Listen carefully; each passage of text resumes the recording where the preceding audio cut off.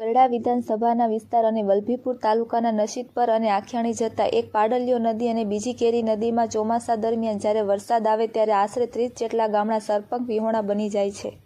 તેનું ધ્યાન રાખીને રાષ્ટ્રીય પંચાયત એકતા મંચ અધ્યક્ષ અને ગરડા વિધાનસભાના પૂર્વ ઉમેદવાર શ્રી મંજીભાઈ સોલંકી દ્વારા પૂર્વ કેબિનેટ મંત્રી શ્રી આત્મારામભાઈ પરમારને ભલામણ કરવામાં આવી હતી.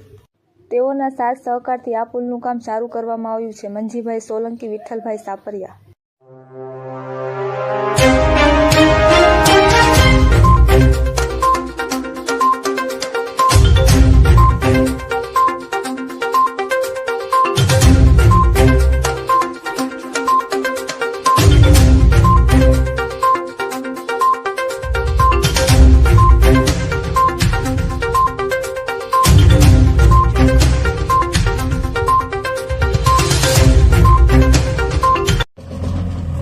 મારું ગામ લાખ્યાણી છે.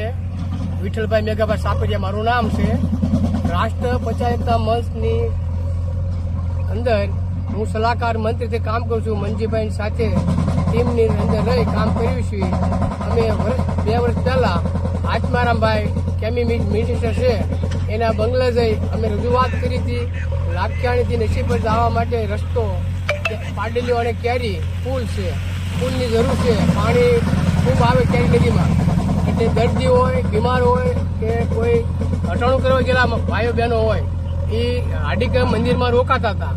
આજે જે રજૂઆત કરી હતી આત્મારામભાઈ પરમારને, મિનિસ્ટરને, એ આજે એના કહેવાથી રાષ્ટ્રપતિ ટીમને કહેવા આધારે આજે હાડીકા પાડલીની અંદર પુલ બની રહ્યો છે. આત્મારામભાઈને ખાસ વિનંતી, તમારો આભાર. જય ભીમ, જય સાથી મિત્રો.